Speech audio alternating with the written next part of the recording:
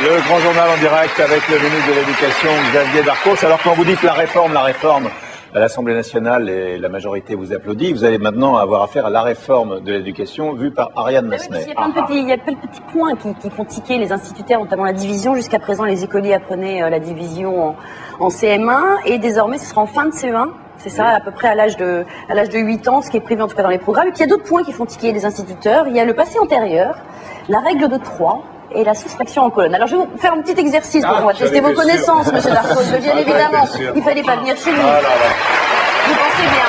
Moi qui suis si madame mathématique. Regardez, il y a le tableau qui va s'installer, on va y passer tout à l'heure, mais auparavant, monsieur Darcos, auparavant, je voudrais que vous me conjuguiez au passé antérieur, à la première personne du pluriel, donc le nous, le verbe naître. Passé antérieur, le nous, première personne du pluriel du verbe naître.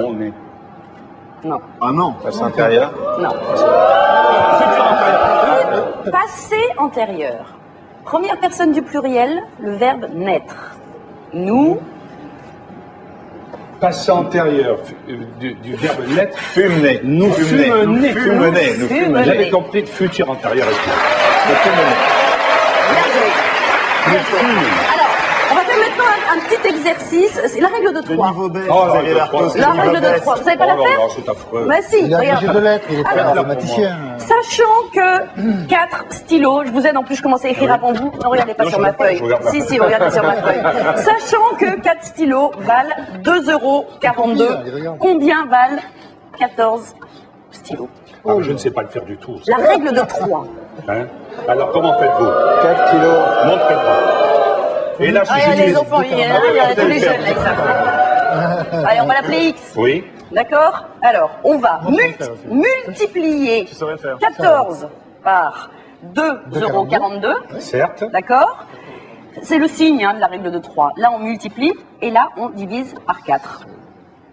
Eh bien, Vous comprenez? et Ça fait combien? Ça fait combien? Je vous donne le résultat parce qu'on va pas d'accord. Alors ça fait 8,47 €. Ou alors il y a un truc plus simple, il y a un truc encore plus simple. Vous regardez combien coûte un stylo. Donc 2,42 € divisé par 4. Oui, multiplié On est d'accord? Et ensuite on multiplie par 14 et ça fait 8,47 €. Ok, bon alors ça c'est raté.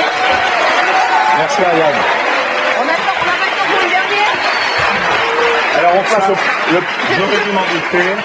L'habitude des calculettes. Je vous ai épargné votre émission. Je vais prendre le point virgule. Et malgré le fait que je maîtrise mal la règle de 3, ce que j'ai pu montrer tout à l'heure, je défends aussi. La conjugaison, j'ai pas compris le temps. J'avais pas compris le temps parce que je connais un peu le français. Mais en revanche, je défends la division. Et je suis très surpris qu'on trouve bizarre qu'on veuille bien demander aux élèves de diviser par 2 ou par 5 un nombre entier de moins de 100 à l'âge de 7 ou 8 ans. Alors tous les spécialistes qui me disent que c'est très difficile, je les invite à prendre le train, d'aller jusqu'à Bruxelles, aller à Londres. Mais c'est ce que vous faites avec les postes de prof, vous les divisez. Non, mais je veux dire, pourquoi est-ce que c'est à ce point incroyable que des élèves de 7-8 ans puissent savoir diviser? Je ne comprends pas pourquoi. En étant tout à fait honnête, en préparant l'émission, on s'est pris à plusieurs pour la division avec la virgule. C'est facile. Vous l'avez épargné. Je suis absolument certain que la règle de 3 est oubliée par la plupart des adultes parce que tout simplement ils ont des calculettes. Alors si on disait que le point virgule est centré, c'est ce que la division, c'est une spécialité de gauche ou de droite. On va passer à autre chose. Alors, Jean-Michel, un couple... C'est de droite puisqu'on nous reproche de faire des soustractions et des divisions. Donc, un couple...